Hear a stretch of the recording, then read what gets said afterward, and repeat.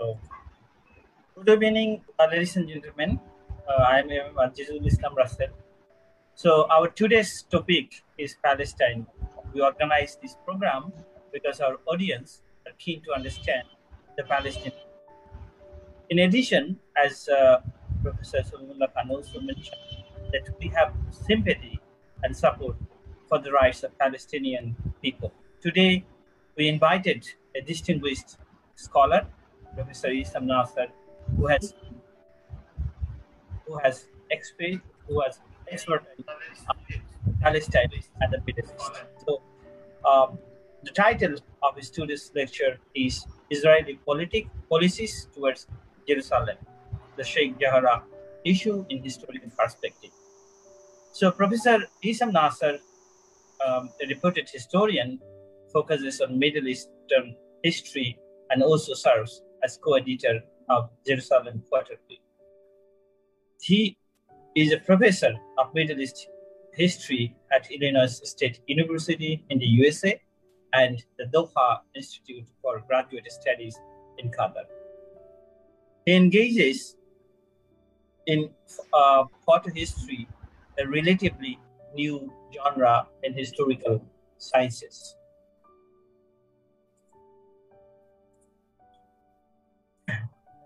He has authored and edited a number of monographs and research collections on Jerusalem, Palestine, and photography in late Ottoman-Arab lands. His notable works include European portrayals of Jerusalem, religious fascination, and colonialist imaginations. It was published in 2006, and then I would have smiled photographing the Palestinian refugee experience with Rasha, Salti. It was published in 2009. In 2013, they published a book with Salim, Tamari.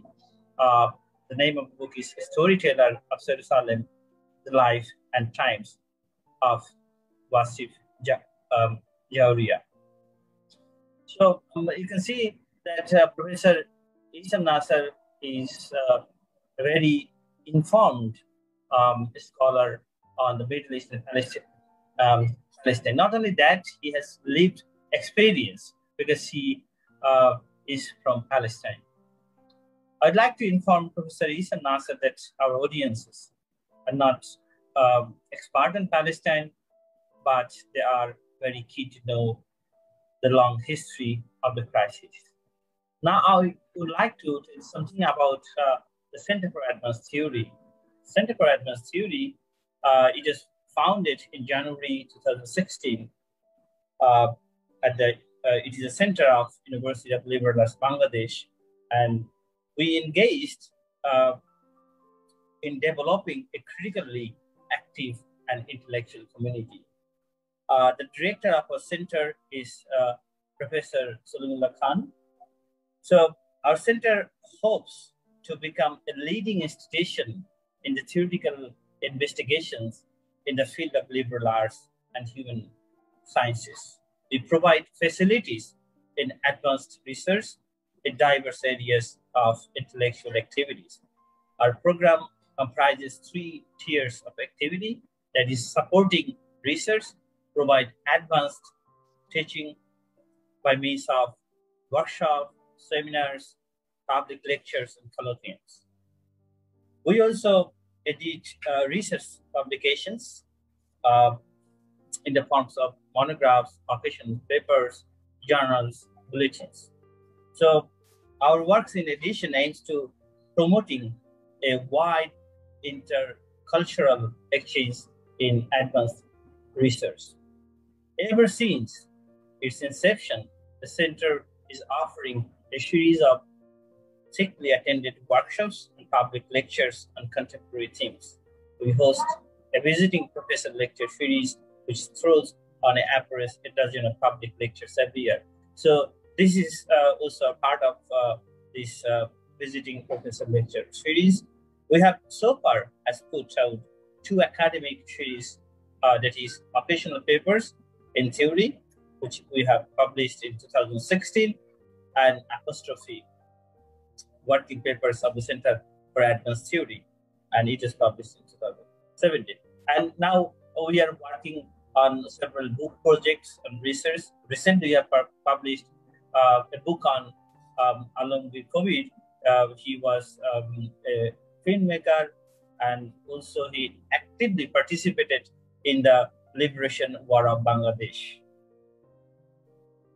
Our today's program is we have divided this program into 3 sections. So we have 90 minutes. So Professor Issam Nassar will talk about 40 to 50 minutes, and then there will be question and answer session. You can send your question to us, and then we'll allow you to ask your question, or Professor Issam Nassar will answer your question. You could just send message to the inbox. And at the end, Professor Salimullah Khan, Director of Center for Advanced Theory, will give his concluding concluding talk and vote of thanks. So, ladies and gentlemen, now I would like to invite you to listen to Professor Issam Nassar. So, Professor Issam Nassar, welcome, and thank you very much for joining with us. Thank you. Thank you. Thank you for this introduction, and thank you and all the colleagues there for the invitation. I am flattered, and it's a great opportunity to get to know you and to speak to you and to your students. You probably, in general, have seen on the news lately what is happening in Palestine. You probably seen, I'm thinking of the news coverage. It covers Hamas is firing rockets and the Israelis are responding, which makes it seem like an equal situation, 2 countries in a war. You probably seen the Sheikh Jarrah neighborhood of Jerusalem on the news a few days before, where it seemed from the media coverage that it's a conflict over ownership of a house, some real estate conflict or something along these lines. From my view, these are generally misrepresentations. And in order to understand what is happening and what had happened and continues to happen, we need to step back and take a look at some of the elementary issues in this conflict, in order to understand what is happening in Jerusalem and what is happening in Palestine in general. Of course, there's no room or time to explain the entire history of the Palestinian-Israeli conflict, so I'm just going to focus on what I consider to be significant to the present situation.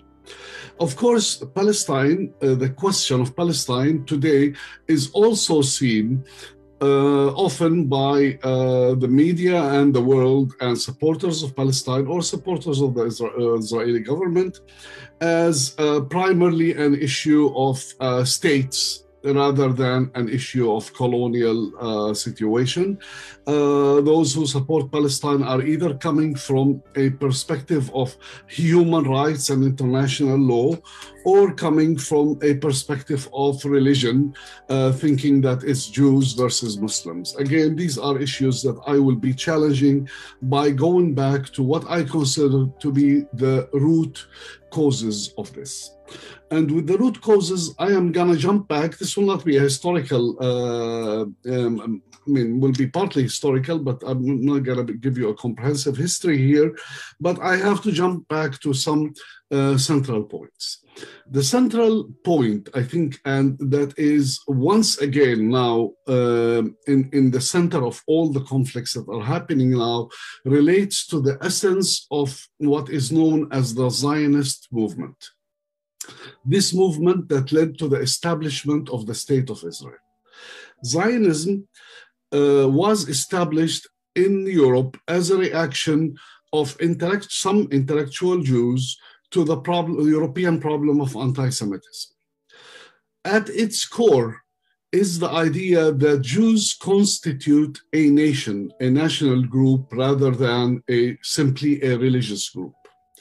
And at its core, as such, they envision that this national group, which comes from various countries, speaks different languages, deserves to have the right for self-determination and the establishment of a nation state, preferably outside of Europe. So therefore, when they chose Palestine, and Palestine was not the only choice that they discussed at the time, and this is all late 19th century, early 20th century, they chose Palestine and highlighted its connection. They thought because Palestine is connected with Jewish history, with biblical history, and some of the events, perhaps foundational events among them, that relates to Jewish religious history, took place in Palestine and in Jerusalem. They thought that that would be an important element in encouraging European Jews to migrate to Palestine, to establish the Jewish homeland.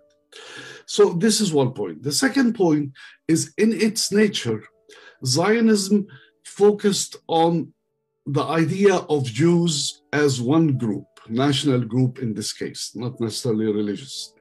And in that sense, it is based on the exclusion of others. This is not a movement that was in one land and called for the liberation or independence of that land. This was a movement that came to Palestine gradually through waves of immigration, where they established as a collective sponsored by various Zionist organizations, established their own towns and cities or colonies away from the existing population. Now, in 1917, 1918, towards the end of World War I, Palestine fell to the control of Britain after the defeat of the ruling power, which was the Ottoman Empire. And Britain committed itself to various commitments, but one significant one was towards the end of 1917, which is known as the Balfour Declaration, which is a declaration by the British government that it supports the establishment of a Jewish homeland in Palestine. And that declaration was addressed directly to the Zionist organization. So when the British took over Palestine, an important part of their project was to support the establishment of a Jewish homeland, that's the term they used, or a Jewish state eventually, in the country of Palestine. Now, Jewish communities grew at the time, but as I said earlier, they grew in separation from the existing population. This is not a migrant community that came and lived in cities and mingled and learned the language. Rather, these are large groups of immigrants who came to lands that they acquired and built their own, what would become eventually towns and cities, in which they revived the ancient language of Hebrew, modernized it, and made it the official language, and established certain boundaries for the community, their own independent educational system, health system, etc. So they were functioning autonomously from the existing population of Palestine, which I will talk about in a second.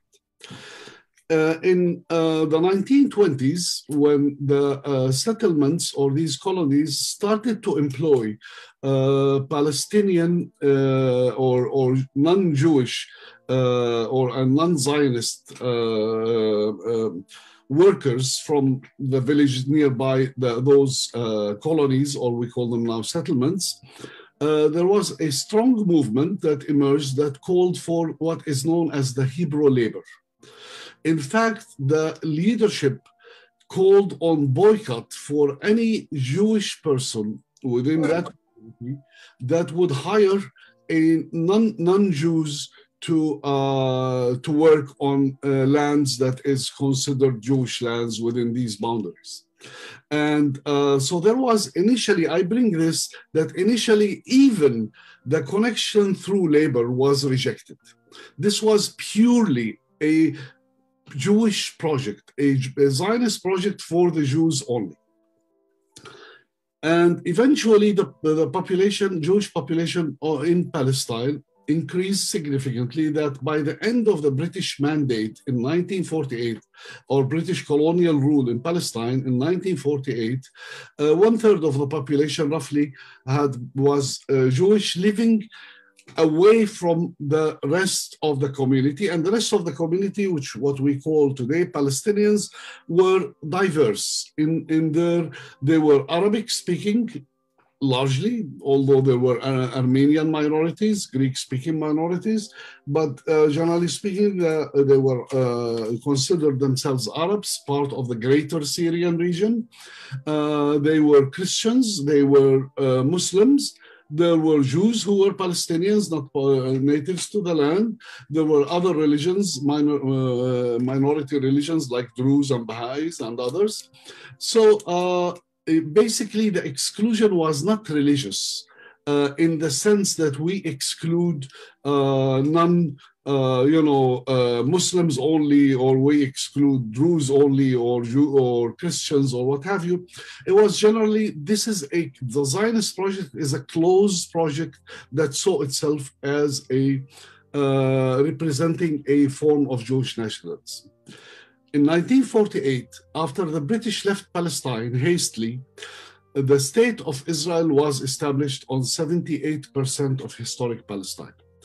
In its declaration of independence, the state defined itself as the state of the Jewish people, not the state of the people who live inside it or its citizens, but the Jewish people, and not even the Jews in Palestine, but a very vague concept of the Jewish people, which enabled any Jew in the world, or gave any Jew in the world the right to go and settle in Palestine and become a citizen instantly upon arrival.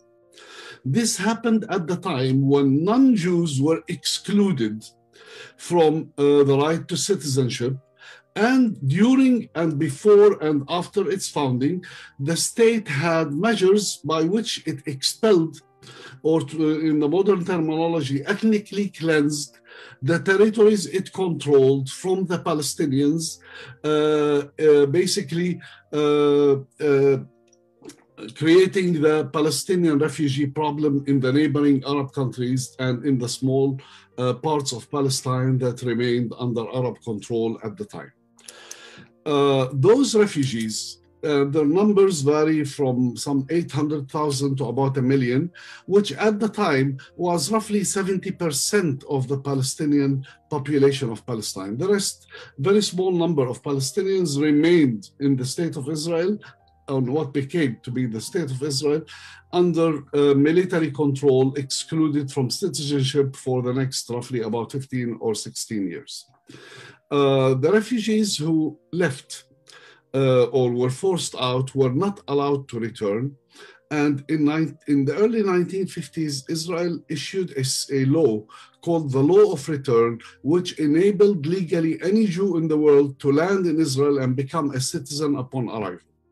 It also issued a law known as the Law of the Absentee Property, by which they created an office that took over all the property of the Palestinians who were absent at the time of the establishment of the state from their land, who became refugees.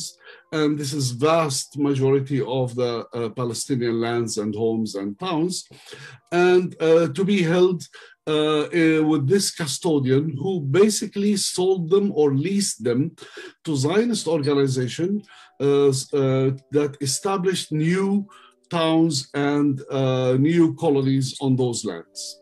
So basically, we have this foundational issue that this is a state that does not see anyone who's not Jewish as worthy of having rights.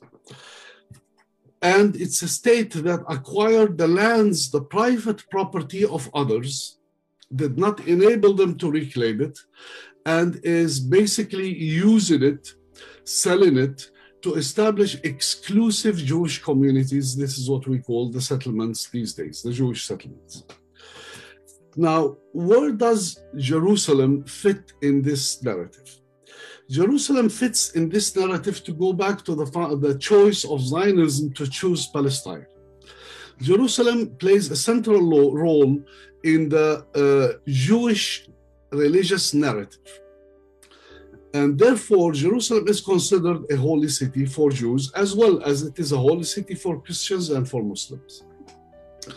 Therefore, the connection with Jerusalem in terms of propaganda, especially propaganda among the Jews to enable them or to encourage them to go to Palestine, was essential. And it continued to be throughout the growth of the Zionist movement, especially after, at the beginning, the Zionists were largely secular, non-religious, but with time we start to have even new kinds of right-wing Zionists who were starting to focus more and more on the religious history. And they found that the religious history and the religious narrative is very useful for them in acquiring land, because there is the claim that this was a Jewish land, particularly in Jerusalem, but also throughout Palestine. And Jerusalem was not the only, or is not the only holy city, a Jewish holy city in Palestine. It is one of four, but in general, the focus is on Jerusalem. When the state was created, now, before I go there, before its colonization by the British and later by the Zionists, Palestine and Jerusalem was largely an open society under Ottoman rule. Christians, Jews, and Muslims who were Ottoman citizens interacted, intermingled, lived together, spoke the same language. So there was no barriers. I'm sure maybe it was not the most just situation. I'm not saying it was the golden age, but compared to what we have today, there was a normal society. Jerusalem itself is a very ancient city. It is an important holy city to the three Abrahamic religions of Judaism, Christianity, and Islam.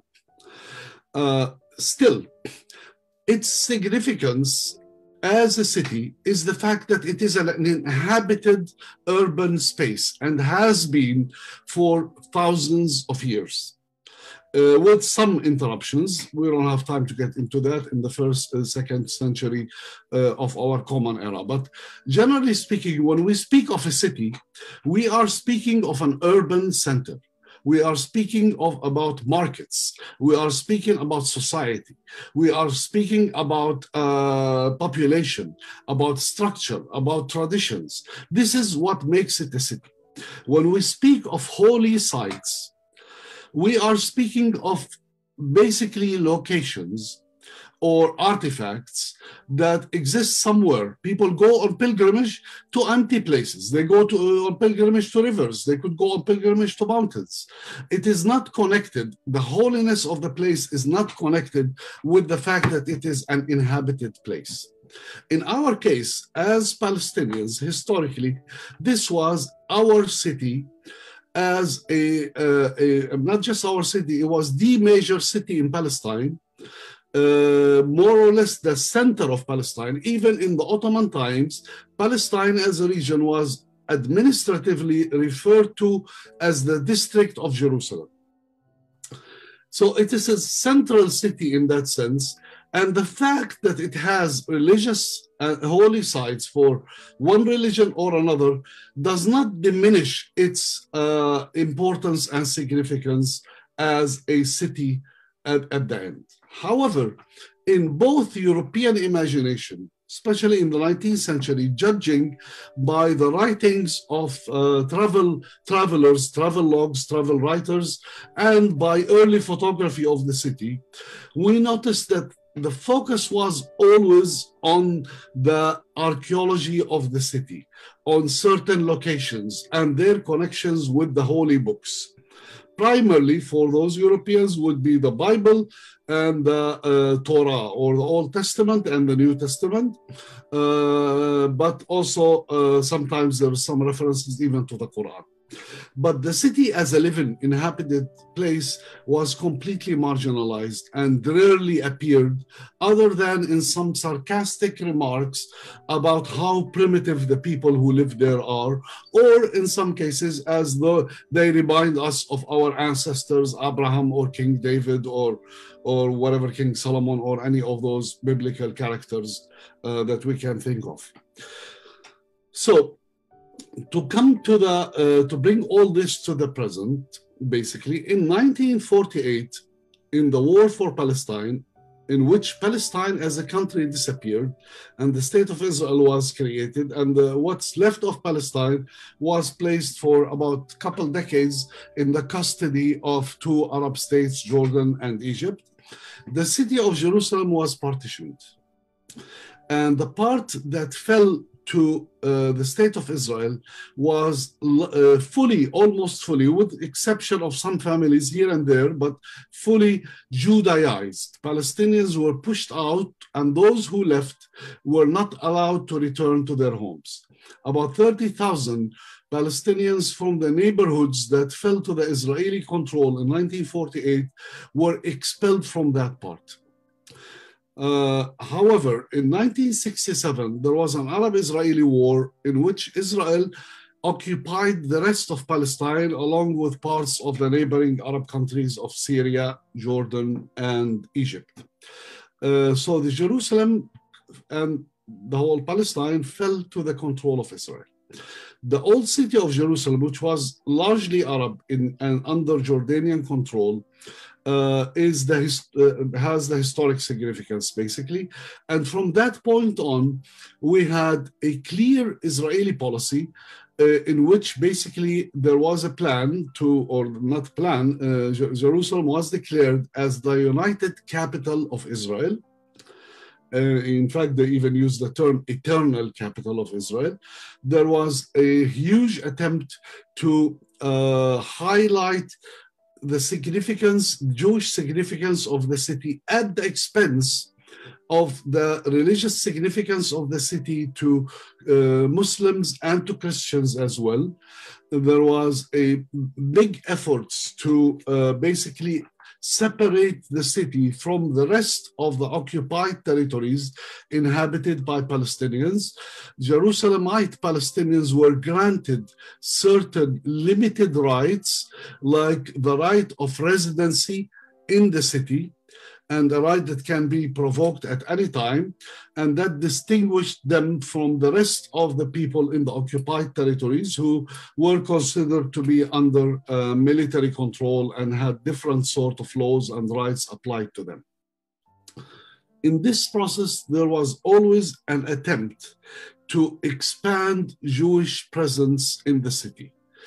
First, by simply trying to take over abandoned homes or empty homes, and then claim some homes as, they were previously owned, or a Jewish person lived there at some point. So there was that attempt to reclaim them, not on behalf of the Jewish person who lived there, but on behalf of the Jewish people.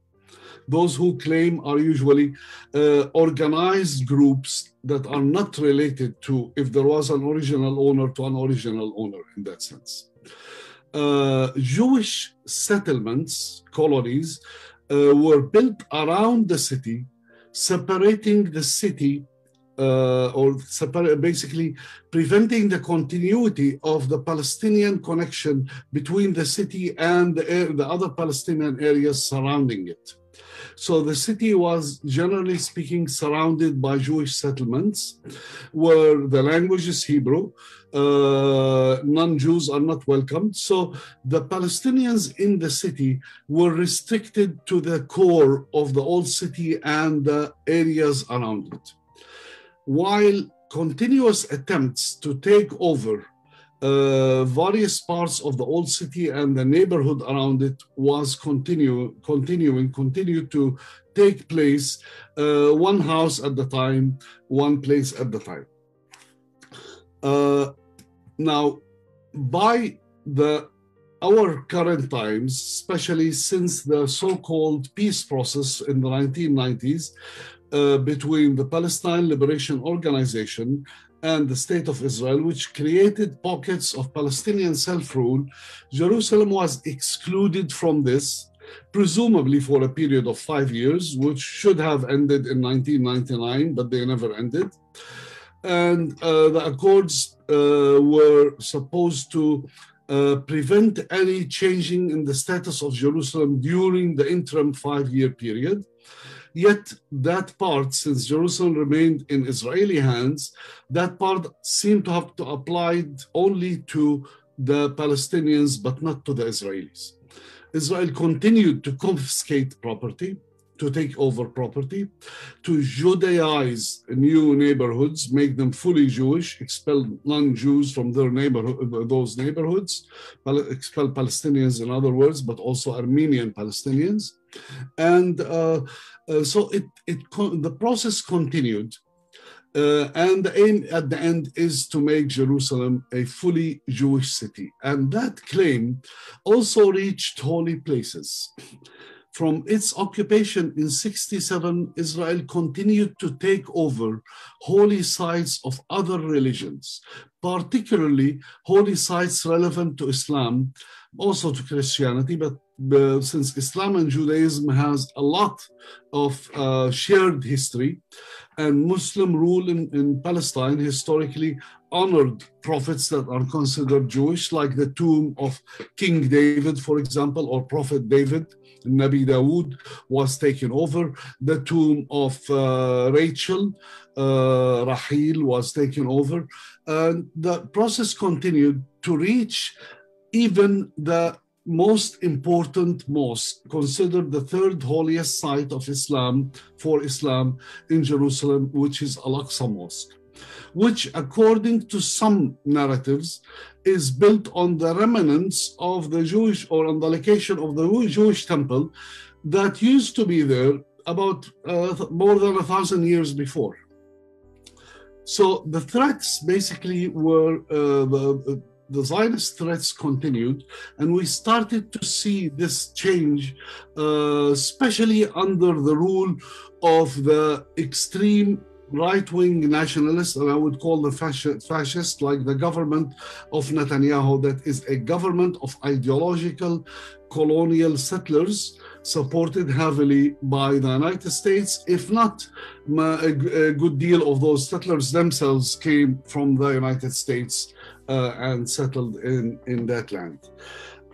Now, Sheikh Jarrah neighborhood is a neighborhood north of the old city of Jerusalem. Has a long history with a mosque there built in the 13th century.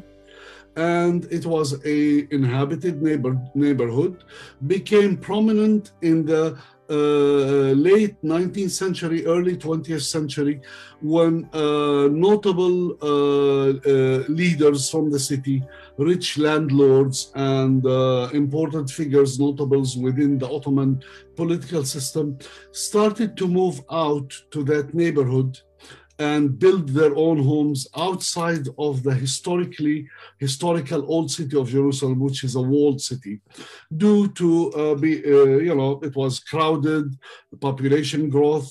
So a new neighborhood, in some sense, a rich neighborhood, emerged in that region, affluent in some sense. And we have records from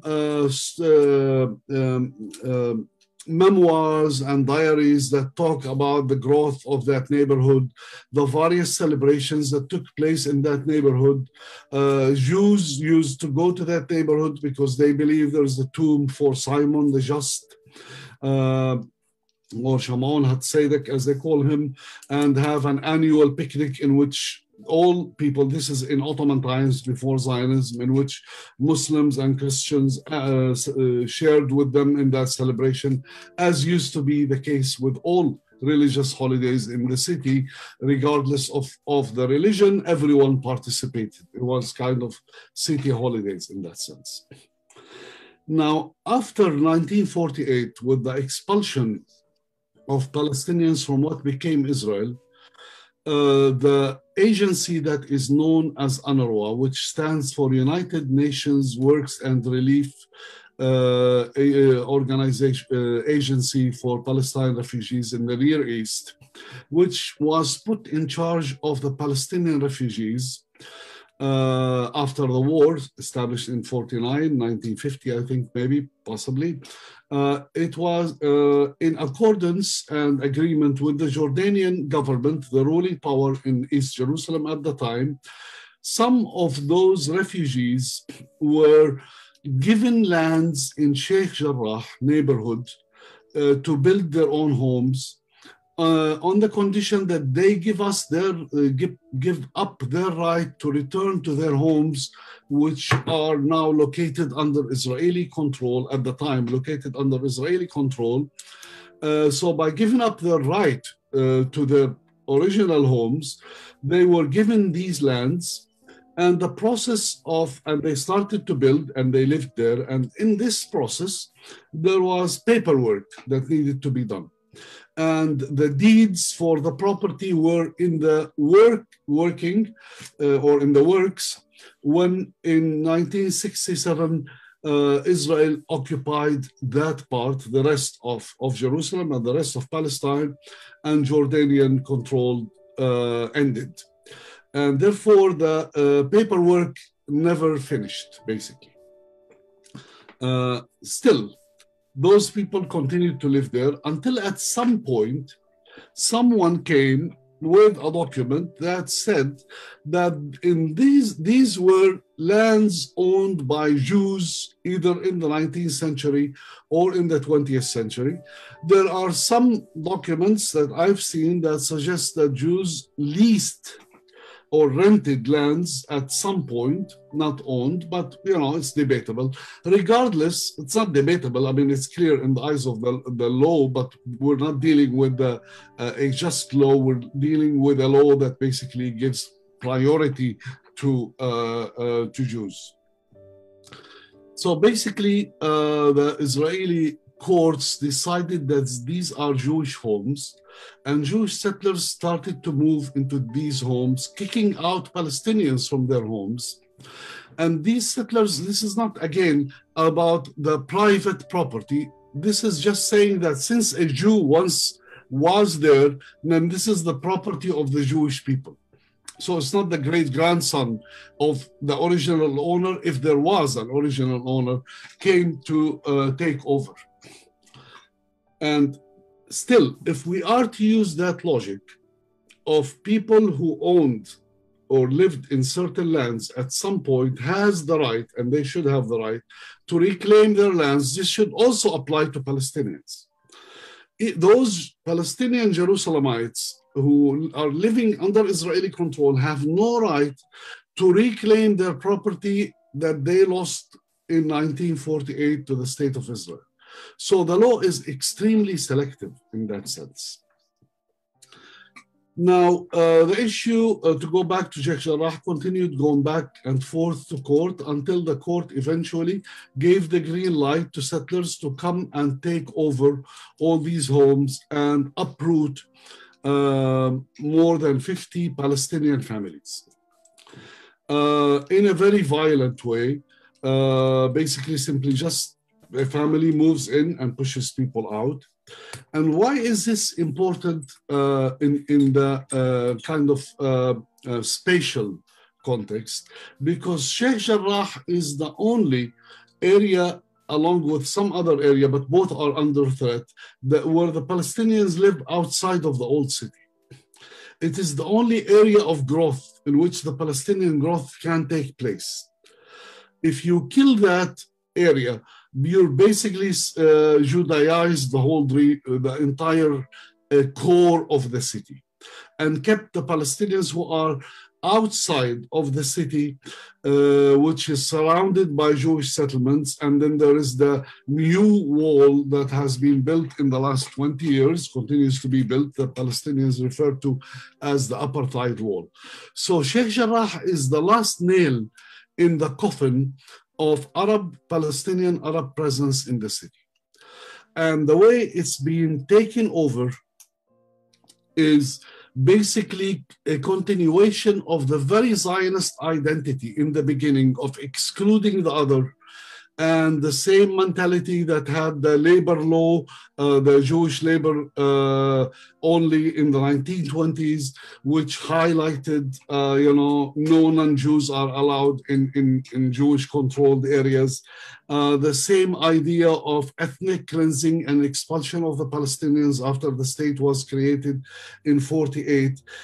So therefore, we are basically faced with a continuation of the same ideology.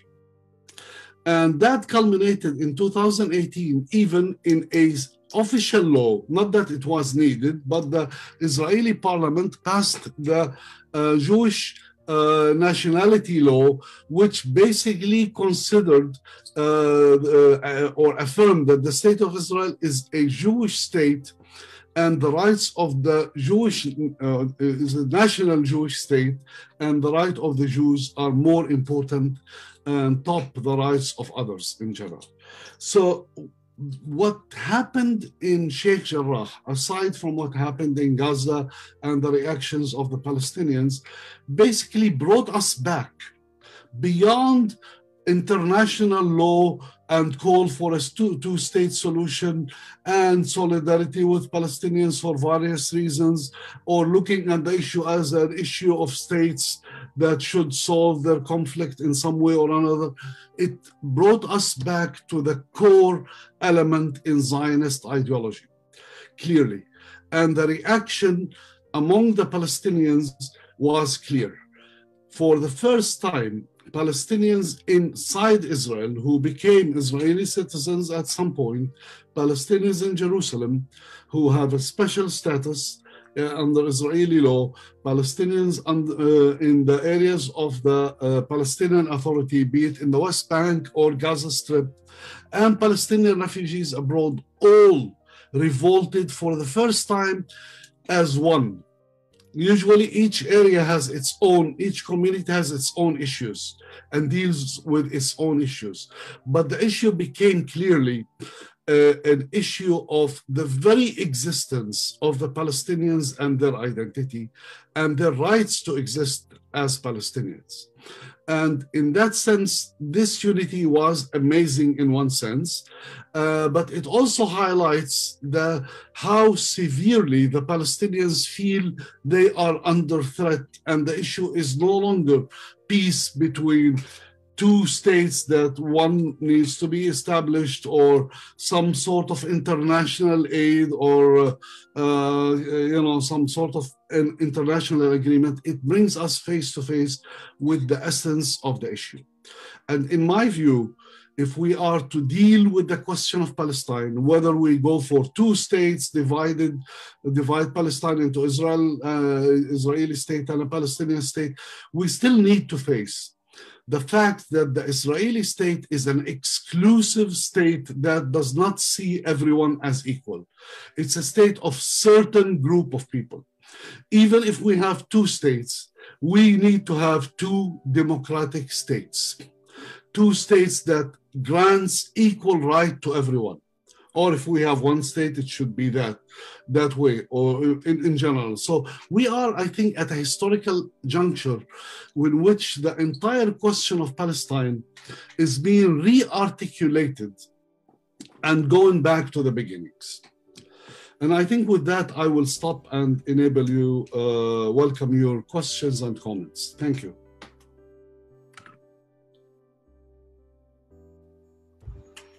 Okay, Professor Nassar, let me ask you a few supplementary questions. In Israel today, there are certain revisionist historians who are questioning some of the myths of the state of Israel. For example, the question of empty Palestine. The famous theorist Herzl, in his Jewish state in 1896, he claims that it's an abandoned land. There are nobody populating there. We are establishing our colonies. But I have come across the writings of so-called Ahad Ham or Mr. Ginsberg, who claim that, yes, there are people living there, but we have to displace them. It was a frank admission, that Ukrainian contemporary intellectual. So now another myth Europeans, and I said by Europeans, I mean the Israeli Europeans, the European Jews, Ashkenazi, The second myth, they are saying that it was the Arab governments of the Arab League in 1948 who enticed or encouraged the Palestinians to leave their land. They were not forced to leave. That is another myth. Now, some historians in Europe, Ilan Pape and others, you know them better than I do, their writings are raising questions from the Israeli archives. The evidence was that there was a planned movement to oust them, which you have established already. And now what Edward Said calls politics of dispossession is going on. My question is this: the Palestinian Intifada in 1987, around the killing of some Palestinians, and then it became an issue. In 2000, with this visit of Ariel Sharon, another second Intifada. Now, is anybody calling this present movement in Sheikh Jarrah another Intifada, or what is its difference now? That's one question I would like to suggest you for focusing on. The other is what you have already raised the question, that Ilan Pape and others, these revisionist historians, some of them are raising that we need a single state. It will be single Israel, Palestine, or whatever name. That means, again, they are also raising the question of a democratic Palestine. Now, after a long time, PLO abandoned the theory of liberation of Palestine, in the mid-70s, and later on went to Oslo Accords. And now recently, one leader of Hamas has been reported to have said that with this present attack on Gaza, the accord is dead. Accord is dead, we know already, but he has gone so far as to say that it is dead. Now my question is this: what is the balance of opinion among the Palestinians? Because Palestinians are also not a very unified, solid force, though I appreciate your point that Palestinians unified around the Intifada, but we have seen people like Mahmoud Darwish, Edward Said, and many others resigning from their Palestinian National Council because of the decision of PLO. Now, this division between the Fatah and Hamas is also an issue lurking behind, I think, Israeli policy. They always say this is a war between Israel and Hamas. They don't say it's a war between Israel and the Palestinian people. So I think there are many complex issues that we are in darkness about. I would like you to comment on these also if you have time. I'm sure other colleagues of mine would have interesting questions. I would stop here on this too. Though if you allow me, I would ask a few more questions later if people have time. Yeah. Do you want me to answer now or wait for more comments? I think you can carry on, then others will be reading. If Professor Mannan wants to ask something, I'm expecting he will ask something. But why don't you carry on right now? Okay. Well, thank you for all these points. And as you pointed, we have a new generation, new doesn't mean recent, from the late 80s of historians who are using primarily the Israeli archives after it was declassified about what happened in 1948, who started to write and to prove basically that the Palestinian narrative is the correct one, that the Israel and the Zionist movement before it intentionally removed and evicted and expelled the Palestinians from what would become eventually the state of Israel. And Ilan Pape is central among them. There are a number of others, and they come from various political perspectives. Perhaps the first one's Benny Morris, who showed clearly that I forgot the name of that historian who wrote the book called Twilight of History. What is his name, I think? Published from London, yeah. George Sand or something like that. Yeah. Thomas Sand. Sorry. Okay. Okay, but basically, their politics are different. Like Benny Morris, who said this is what happened, but the Jewish project is more important. We should have finished it at the time. Nonetheless, he says this is what happened. He actually documents. Ilan Pape has a more clear political position in which he says this is a crime that needs to be brought to justice. And he supports, like others, the various perspectives on one state solution. And I will get into that. But let me focus on some of the issues you raised first. Among the issues they refuted, which we as Palestinians refuted before, but of course, in the West, in the Israeli public opinion, we're nobody. Now, if an Israeli historian says it, then it's probably true. You know, we have this kind of Orientalist perspective that the majority people of the world don't matter. You need a white person to write something in order for it to become true.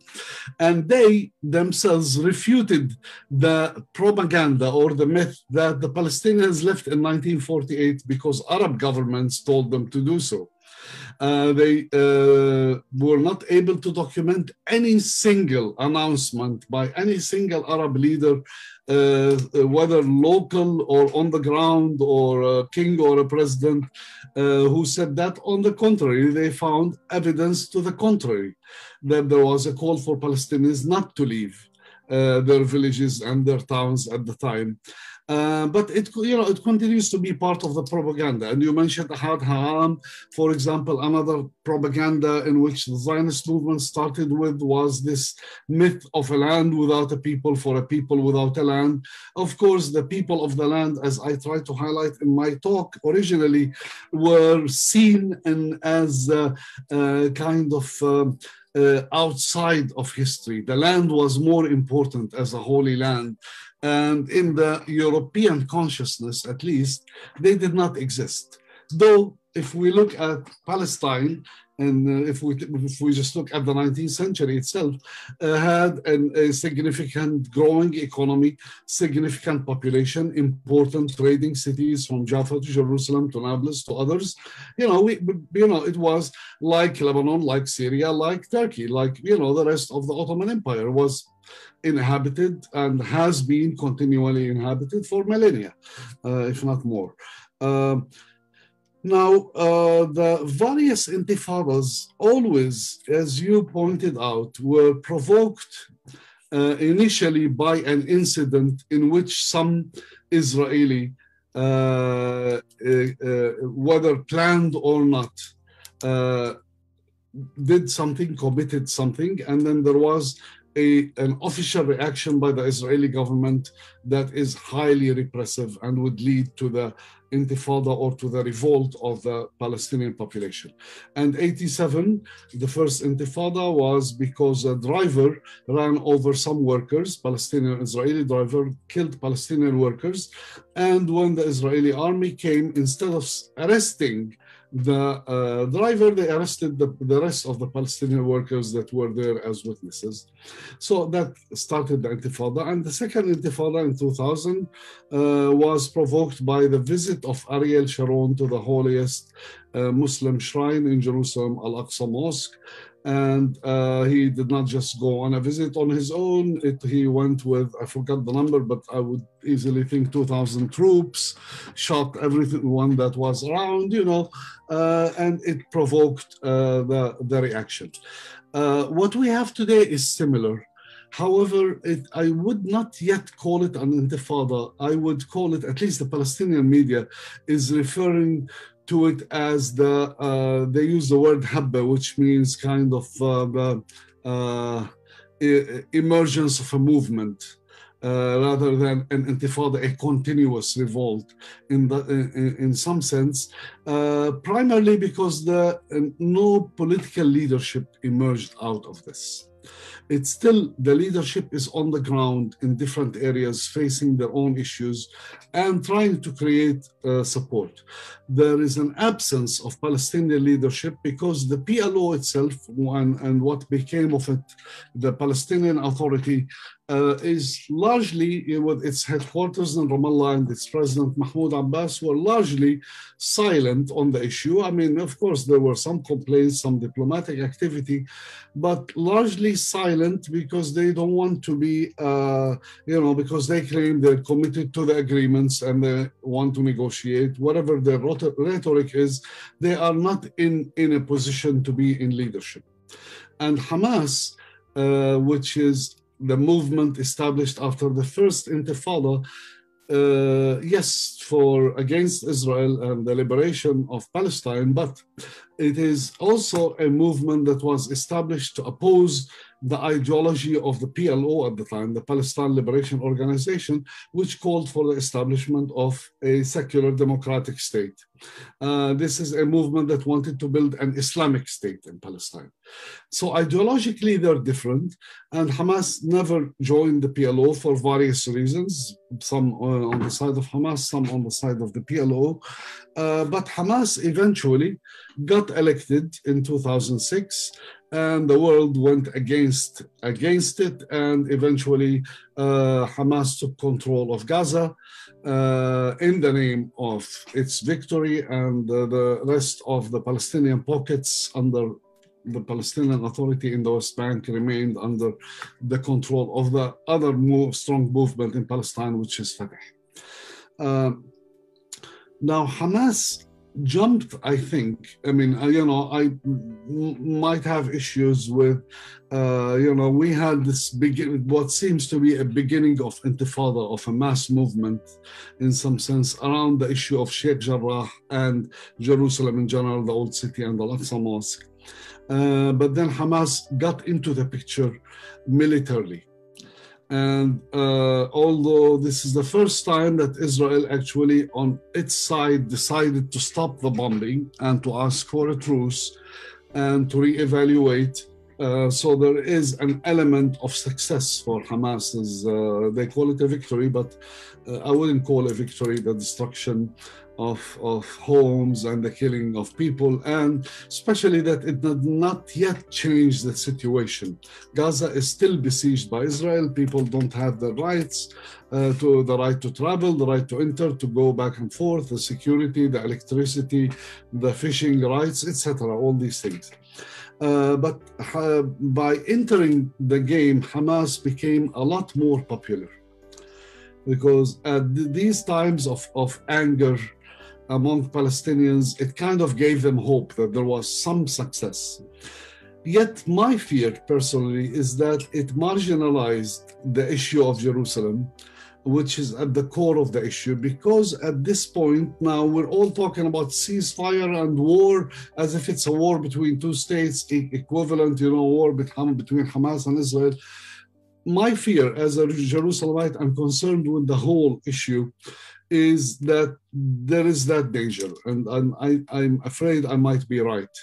For Hamas, it placed itself in the center, and right now it gained politically massive support, I would say, for now, while the support for the leadership of the PLO or the Palestinian Authority has declined a lot.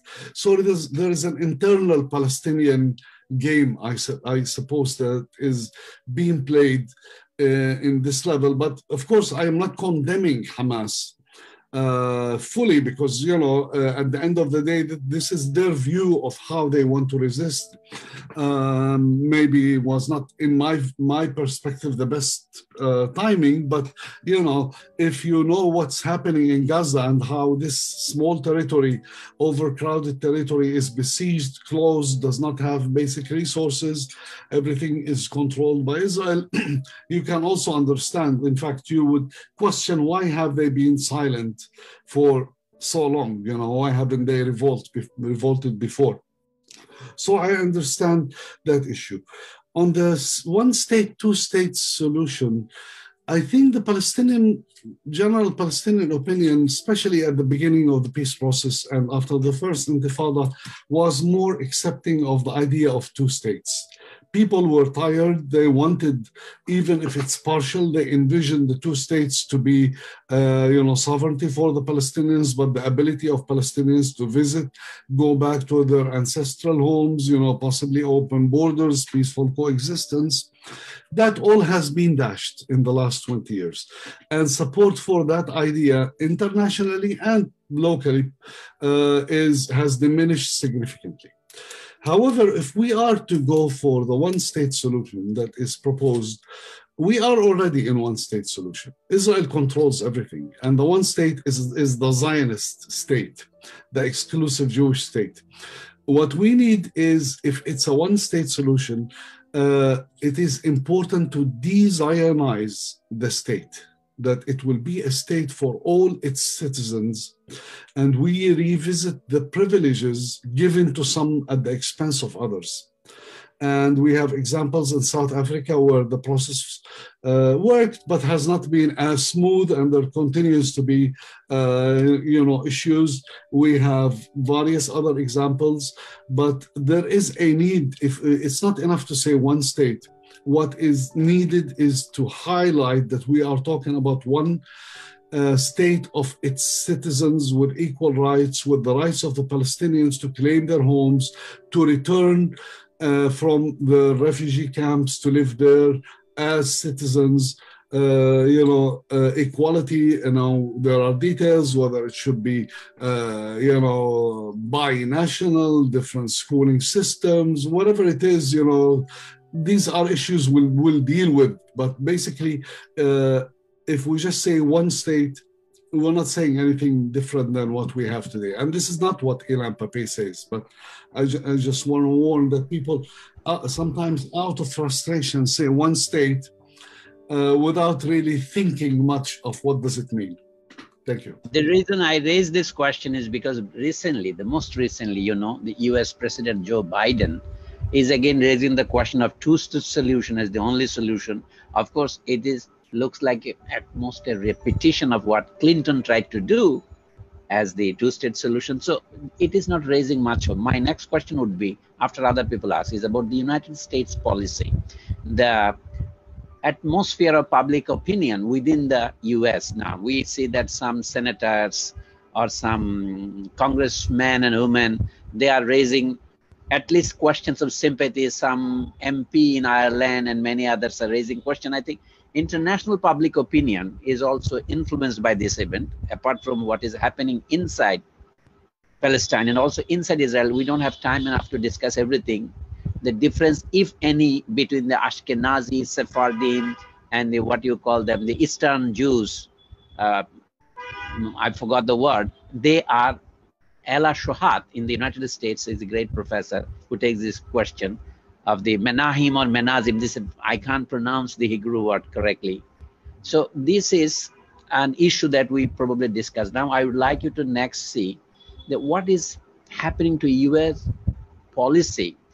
Without US support, as Chomsky has said, Israel would not have been able to inflict such damage with impunity on Palestinian people and especially on Gaza. So keeping that in mind, I think, is there any hope that things will change in the US? I mean, taking US to be, quote unquote, some kind of bourgeois democratic country. Yeah, I think I would hold on. I would like to see our colleagues ask a few questions. So, Professor Mannan. Yes, Dr. Salimullah Khan. First, I would like to thank Professor Issam Nassar, if I have pronounced your name correctly. Thank you for a very, very illuminating and, what should I say, a very interesting lecture on not only the current Palestinian problem or issue or Israeli issue or whatever, but how things culminated over periods of time. It is not something that has happened yesterday or a week back or a month back or a year back. The Palestinian-Israeli issue goes back to last century after the First World War, after the collapse of the Ottoman Empire or the Turkish Empire. So if I look at this thing like this, that in last century, in the 20th century, one of the greatest tragedy, there were many great tragedies. Can you hear me, Professor Salimullah? Yeah. Okay. Well, one of the greatest tragedies that has happened in many parts of the world was the issue of Palestine being declared as a Israeli state. And this was not by chance, but by design. I would say this was something that was, if you wanted to go back to the post First World War, you have to talk about the role of the French and the British and the British. What were their designs after the war was over? And the Ottoman Empire, which is considered to be the once to be the largest empire in the world, which lasted approximately 700 years from north of Africa up to the borders of Austria in Europe. When in the First World War decided with the decide that lost the war, the empire was collapsed, and what was left of the empire was just Turkey. And Palestine, or Jerusalem, once part of Israel, it was given under the League of Nations or later on the UN mandate. Now, that doesn't mean that they will unilaterally take a decision to create a homeland just for the Jewish people. Now, here is something we need to understand. Jewish people and Zionism are two different things. The Judaism is one of the three Abrahamic religions, as you said, rightly so. It has been mentioned in all the holy books about the Jews. And let us not forget that Jews always suffered under different religion, and it was the Muslims who virtually gave them all the freedom or the rights as a first-class citizen. Now that same people, same Muslims in Palestine or in, as you say, Israel today are the most tormented people in the world today under any given circumstances. And with every event, that happens, one was the Hamas-Israeli conflict, and unfortunately for me to say that the Arab states, starting from Saudi Arabia to Jordan to United Arab Emirates to all these countries, they have not been of any help to the suffering Palestinians. They have seen what is happening under their eyes, and they are becoming, what should I say, part to whatever Israel is doing. They are not even condemning. Some of them have refused to even condemn what is happening in Palestine or in Israel. They think it is their problem, it is not my problem. But this was the same problem that not only the French or the British were we have to blame, but also the Arabs have to take the blame. Some blame themselves. So I just wanted to ask you, there are this whether it's a one-state solution or two-state solution. I think the question of one-state solution now is a long drawn. It's I don't think we will see in our lifetime there will be a one-state solution. The only solution for me, as I read, I have never visited that part of the world. The only time I ever visited that part of the world when I went to perform the Hajj in Saudi Arabia. So other than that, I have not been in that part of the world. But I see no remorse, no sympathy for the Palestinians. But there are many people, states who openly declares that they are with Israel. They support whatever the Israel is doing, and they talk about peace. Again, that they support the massacre that the Israelis commit. And recently, as my friend Dr. Salimullah Khan said about the U.S. policy, every precedent that I know of in my lifetime, whenever there was a Israel-Palestinian conflict, right from the days of the PLO, or even before that, they always told about the peaceful solution. They always told about the two-state solution. They always said about Jerusalem being a common capital or a capital of Palestinian. Some said capital of Israel, but no precedent under no U.S. Because today U.S., whether I like it or don't, it doesn't matter. U.S. is one of the leading, catalyst in this entire problem. It is only because USA has been, catalyst in many different parts of the world during this similar crisis in Africa, in what do you call this French colonies in Southeast Asia. And one of the things that Palestinians need to do is to take the Palestinian problem in the real sense to the people of the United States.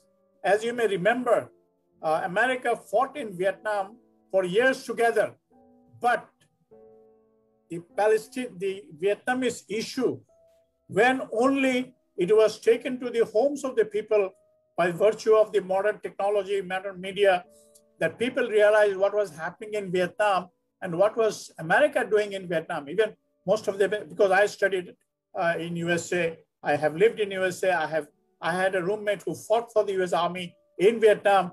He confessed to me, most of the Americans even don't know where is the Vietnam till the media brought Vietnam into the American homes. So today, as you are a Palestinian, you were born in Jerusalem, you have the first-hand knowledge of these things. One of the real things that you need to do is today, take this issue to the every homes of USA. I know you are doing, but I think you have to have many other people joining you, many other media joining you, that this is not right. We have seen this being done in the case of Vietnam. We have seen this being done in the case of East Timor. We have seen this being done in Sudan. We have seen this in earlier phases in South Africa, Indonesia. So it is not a problem of one country or one Professor Nassar. It is a problem of civilization. It is a problem of civilization. I did not want to ask a question to you. I just wanted to give my opinion. What we could do in our lifetime to see that Palestinians live in peace with all the dignity of citizens of a free country. Thank you very much. Thank you. Any other issues, or should I respond? I think people will have other questions, but we should not waste time, so you could carry on your remarks on US policy and related issues. Okay, sounds good. As you pointed out, and both of you actually pointed out, the United States has been a party to this conflict from the beginning. Although it was Britain during World War I that officially agreed to grant Palestine to the Zionist movement to establish a Jewish homeland. In doing so, Britain actually was partly, there were a variety of reasons, but one of the reasons that Britain, in issuing the Balfour Declaration, was aiming to bring the United States into World War I on its side. So the presence of the United States in this conflict has a long history. And the long history both relates to the nature of the history of the United States as itself a settler colonial society, with the early settlers having a vision of the promised land and all that stuff, but also with the power of the organized Zionist activities in the United States at the time. So the United States has been party to this. And from the founding of the State of Israel, not even the founding, from when the UN in 1947 took up the issue, there was a couple proposals in front of the UN, one for an independent Palestine and the other is for the partition of Palestine. The United States lobbied other governments in order to pass the partition of Palestine, in order to create a Jewish state in Palestine. That was the primary concern, and this would be the Truman administration in 1947.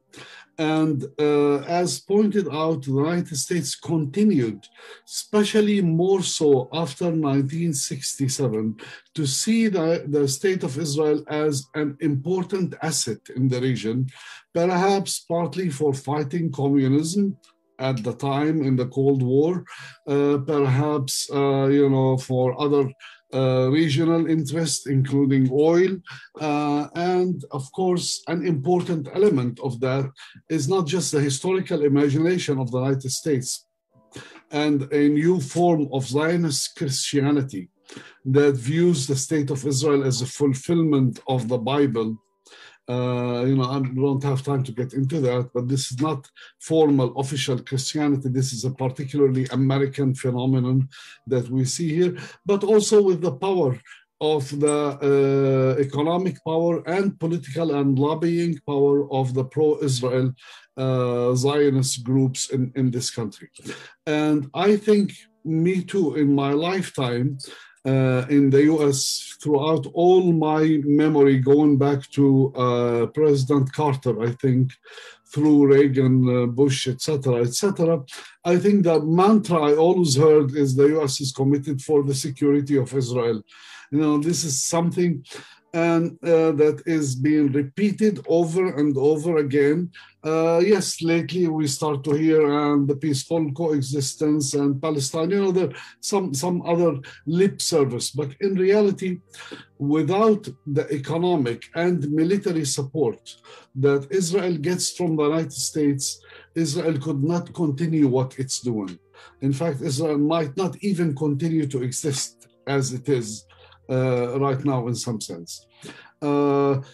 When the Israeli-Palestinian peace process between the PLO and Israel started, and there were, it's a very problematic peace process, I'm not going to defend it, but even at the time when the Israeli prime minister took that step, and it was Yitzhak Rabin,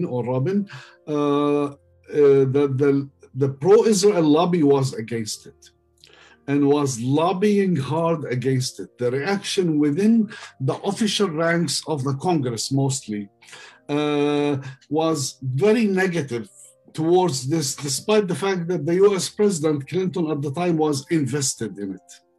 So it gives you an idea how even internal, shall we call it, or regional politics, the Israeli leadership and the Palestinian leadership wanted to work together, and more extreme Zionists in the United States and of course in Israel, like Netanyahu and the Likud party, were against it. So we have, and then we add to this, as you know, and I stopped counting, but I think it's over 80 times, the United States in the Security Council of the United Nations used the veto power to veto any resolution forcing Israel to comply with international law.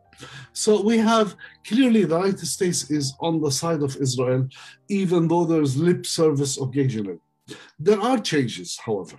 The changes relate to, first, American society. Now, Americans, maybe it is the age of social media, maybe it's partly the activism, maybe the period of the peace process allowed for more debate about what's happening, but we are seeing a new generation of Americans more and more aware. I'm not saying they're the majority, but there is more awareness, including American Jews, I have to say, of what is happening in Palestine. And it helps that we have practically a fascist Israeli government that even liberal Jews are against and are affected by. It helps in this regards. The other significant thing is, I think, is the rise of the new voices within the Democratic Party. They're considered radical here, but if you put them in the global context, they're not radical at all. They're simply showing sympathy to the Palestinians or calling for implementing international law. So there are some changes, and perhaps the blind support of the Trump administration and special relations with Israel, and it's allowing to and moving the embassy to Jerusalem and annexing the Golan Heights and all that stuff. Perhaps to a large number of Americans, this special connection with Trump, who is not seen positively by half of the Americans, might have helped in questioning the nature of the Israeli policies. So there is a window in the United States, and that's good. But I don't think it's strong enough right now to change US policy. And on the other hand, what happens on the ground in Palestine happens very rapidly. And to wait for a major change in the US to take place, nothing will be left in Palestine.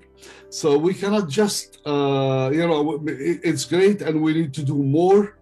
And there are young generation of activists, Palestinians, Jews, and Americans who work together. You see it on campuses. There is the BDS movement, the boycott movement, which, there are things that I did not see when I first came to this country, to the United States in the 1980s. Things dramatically changed on the street, and to some extent in how the media on occasion covers this conflict.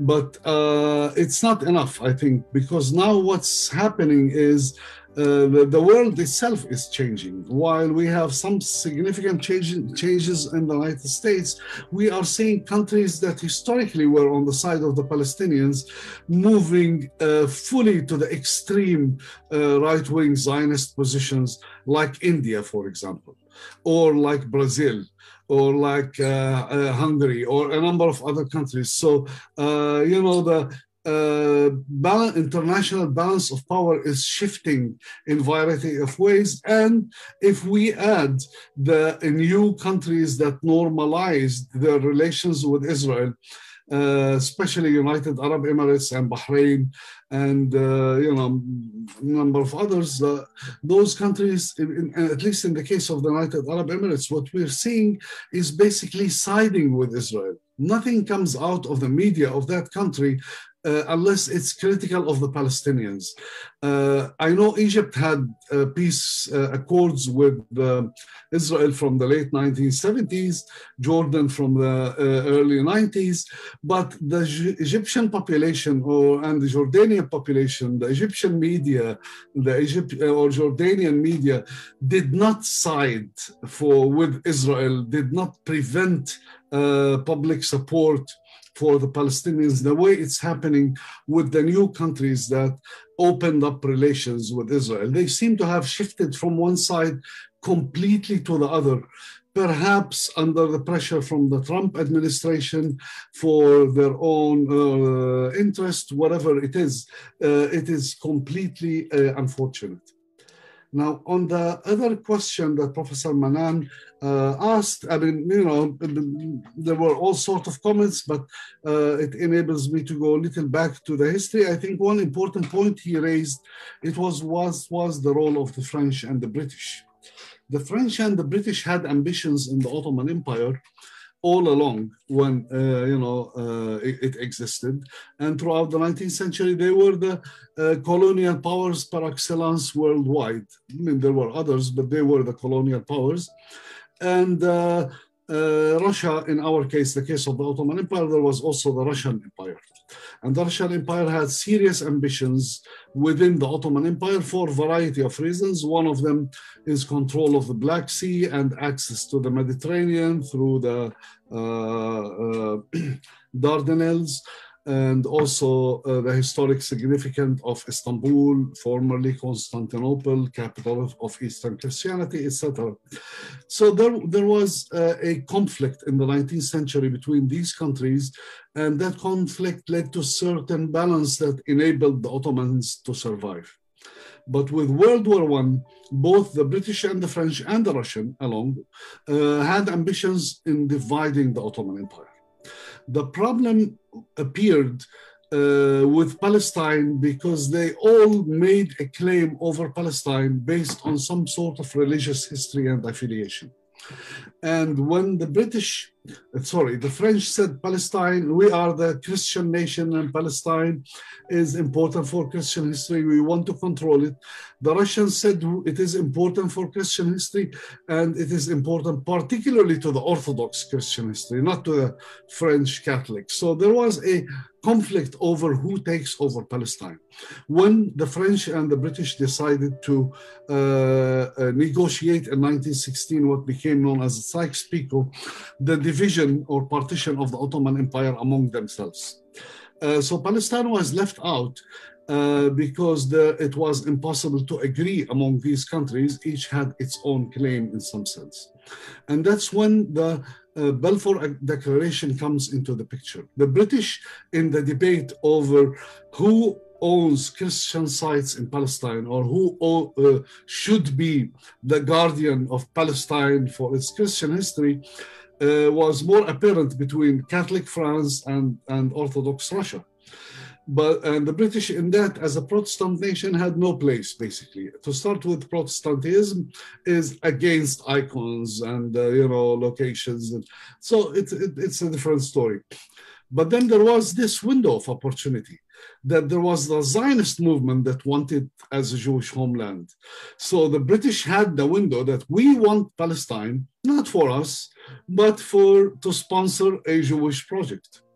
And in some sense, the British managed through their colonization first and then through the League of Nations to do that. So, and of course, Russia withdrew because the Russian Empire collapsed and the Soviet Union stood against these agreements at the time and made them public. So the balance of power shifted significantly. So in some sense, you could say we ended up in our situation, had the Russian Empire survived or had the French colonized Palestine, I don't know what would have happened.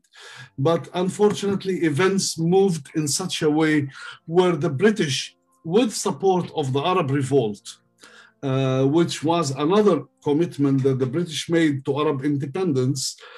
So there was an Arab revolt against the Ottomans during that time, and which the British supported. Unfortunately, there was a complete betrayal to the Arabs, to the Arab revolt. The partition of the region took place with the spirit of the Sykes-Picot Agreement, but more in 1920 in the international conference known as the San Remo Agreement, where the current borders of Iraq, Syria, Lebanon, well, not the current borders of Syria. Syria was larger and now Syria is in question. But, the current borders of Jordan, Palestine were established. That brings me to ask you another question about the role of the Arabs, the Arab powers.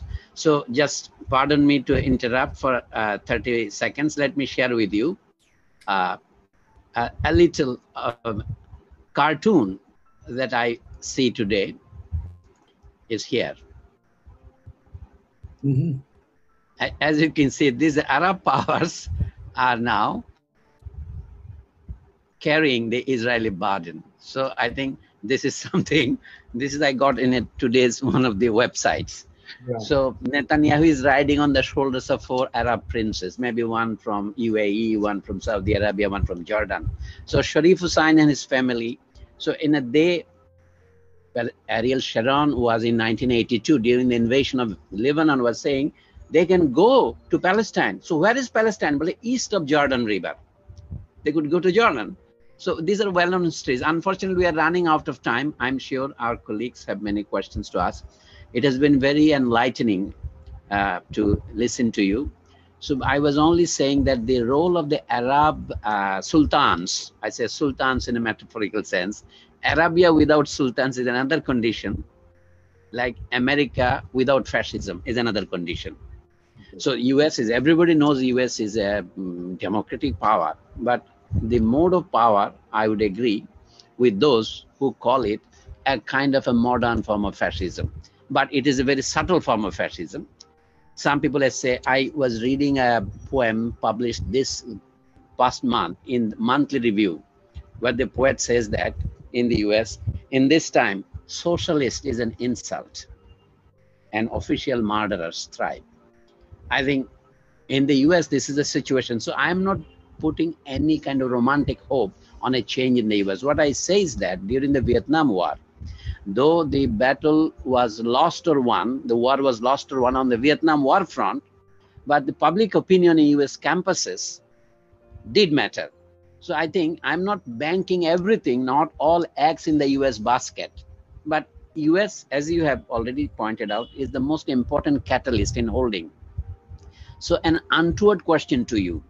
What about this rumor, quote unquote, of Israeli state, which the Palestinians used to call Israeli entity, the Jewish entity, where they possess certain nuclear bombs or nuclear arsenal?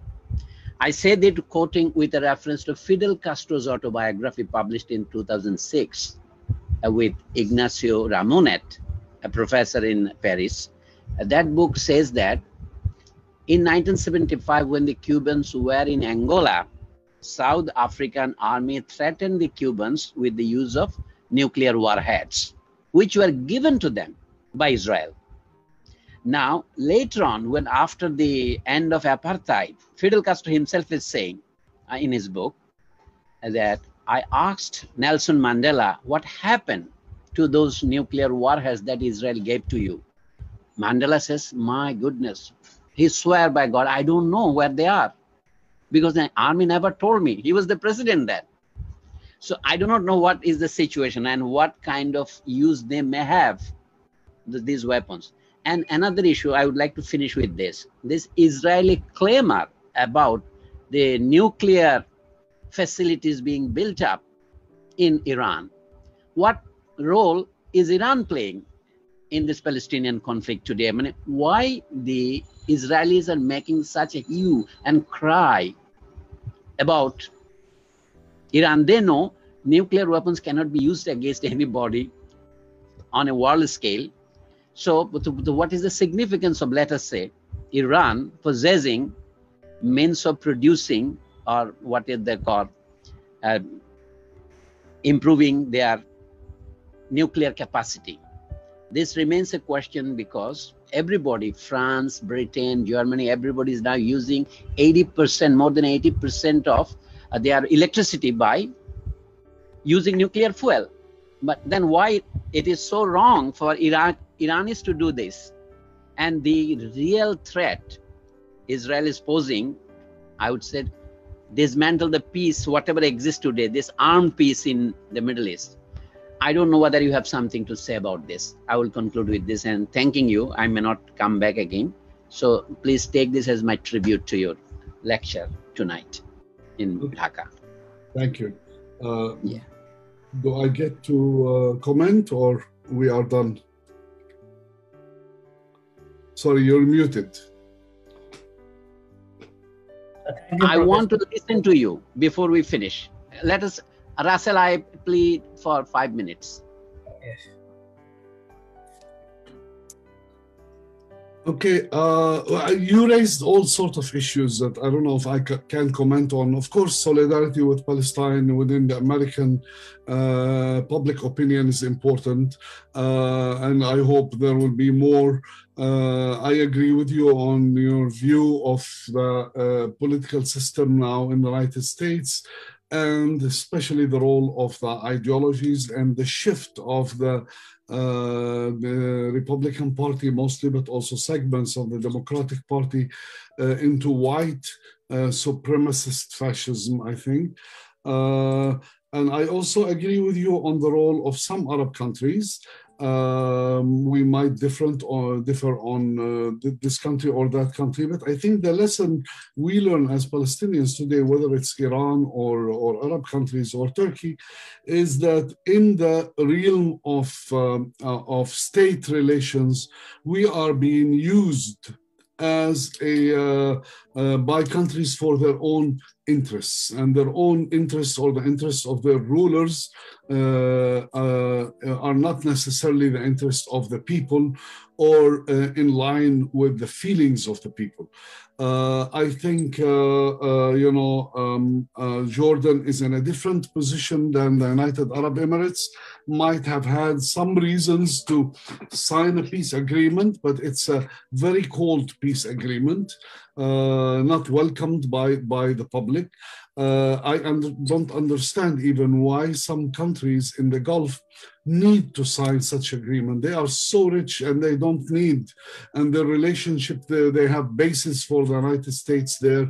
Their relationship is so strong with the United States that they don't need even the interference of or any role, supporting role by Israel. Of course, in certain small details, arms shipments or something like this, but it's not justified. But my hope is that these political moves don't necessarily represent the public opinion in those countries, who for many generations or decades at least have been sympathetic to the Palestinians and supportive of the Palestinians. We don't see that because of the nature of the media that comes out of these countries and the nature of the population that is largely expat community, people afraid for their livelihoods. So there are all sorts of issues, but I still have hope. I don't see the shift of certain rulers to align themselves with Israel as something that means that Palestine is lost in the hearts of the population of the region. After all, the population of the region is paying a high price. Even if we look at what's happening in Syria or what happened in Iraq, whether we support or don't support the dictators of these countries, the role of Israel and the United States and other regional powers is clear in weakening any country that could be a challenge to Israel or equal to Israel in power, in any kind of power. And that includes nuclear power in the case of Iran. Israel, it's no secret that Israel is a nuclear power.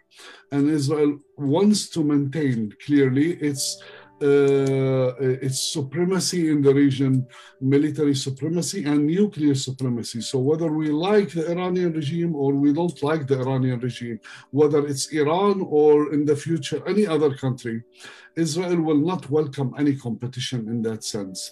And unfortunately, and we should remember that while Iran and all the countries in the region signed the nuclear proliferation treaty, Israel is the only country in that region that refused to sign it, and therefore inspectors cannot come to verify what Israel is doing. So I don't know, with this, you raised all sorts of issues, but I hope at least there is part of an answer here. Thank you. Thank you. So we would like to have you more in some of our future sessions. I'm sorry we ran out of time. Okay, thank you very much. So, okay, Rasha, please. In fact, this program is also from Facebook. So we had a question there from Professor Shubho that he asked the question, how do you characterize the impact of the fall of Soviet Union on Palestinian liberation struggle? I think that you covered a bit on this. I think it was disastrous. So thank you. We would like to conclude, but before that, if our audience had any question. But I would like to just ask a small question. I was listening to a scholar called Iqbal Ahmed. He was an informed scholar on Palestine, worked with Edward Said. So he once stated that Israeli policy or Israeli intention in Palestine is twofold. So in Lebanon, it was to colonize, but in Palestine, it is to oust Palestinian, at the same time to annihilate. So do you actually, what do you think? How do you evaluate his statement? Is it exaggeration or he was right? No, I think he's completely right. I mean, the Zionist project in Palestine intends to uproot and ethnically cleanse the Palestinians, erase their history, erase any signs of their presence, while at the same time, regionally, the State of Israel plays a semi-imperial regional power by colonizing parts of Syria, parts of Lebanon, even to this day, and historically for almost 1/3 of Lebanon at some point. And it's willing to interfere in any other or with any other country that might be seen by them as a threat. They've bombed even Libya and had operations in Tunisia in the 1990s. So they are, and they bombed Iraq, of course, and they continue to bomb Syria.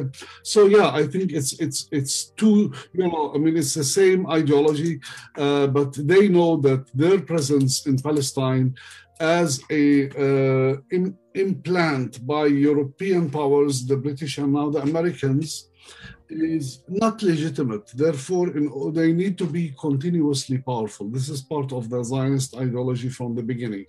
So any possibility of a strong Arab state, be it democratic or undemocratic, or regional state, be it something we like or we don't like, it doesn't matter. It's basically no one else but them. They are the only bully in the neighborhood, I think. So therefore, I fully agree. And thank you for this invitation. It was interesting for me and nice to meet you all, and I hope we'll meet in person in the future. Thank you, Professor Issam Nassar. We are actually very happy to organize, and we are organize your lecture, and we are very proud to organize your lecture. So I would like to request Professor Salimullah Khan to give his vote of thanks. And with that, we will conclude our program. Okay, thank you very much, Russell, for organizing this. I have already thanked Professor Issam Nassar for his, I would say, very enlightening speech and also pleasurable for us. And it had been a great honor for our small university, University of Liberal Arts, Bangladesh. We love to call it EU Lab.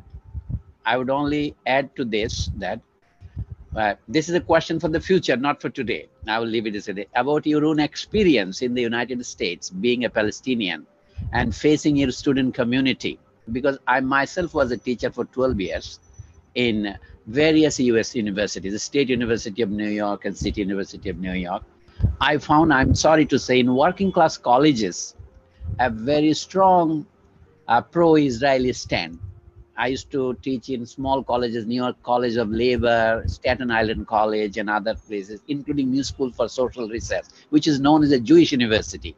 So there, you cannot criticize any policy of the US government, or for that matter, you can criticize US government, but not the Israeli government. So I would like to listen to you in some future lecture. How do you face this audience where it is still viewed that Israelis are the victims? So that the Palestinians are victims of a victim, to quote Edward Said, is something very hard for us to make them understand. And another question I leave for you in the future is that within the division within the Israeli Jewry, Europeans, say Spanish ones, and the Mizrahim or the Eastern ones, and another paradox that appears to me, that in the mid-1970s, when Likud won for the first time against 30 years of Labour Party rule, it was the Mizrahim who voted for Likud. That's a paradox. Those who are excluded among Jews, the second class Jews, so to speak, among the Jews, they're the second class. But they opted more for the right-wing, religiously orthodox, or you call them fundamentalist groups. So that is another paradox which I really do not understand. What happened within Israeli politics? Another question for you in the future is the role of those Palestinians who still resist within the state of Israel in universities like Beit Zayed and other places where they are fighting to keep Israeli oppression and resist for Palestinian identity. So with some of these questions, I would like to thank you again for sharing your ideas with us, and it has been truly, I would say, a learning experience for me. I felt like I'm now opening new books. Thank you very much again on behalf of our small community, and we will see you sometime, inshallah. Thank you very much. Thank you. I really appreciate it. Thank you. Bye-bye.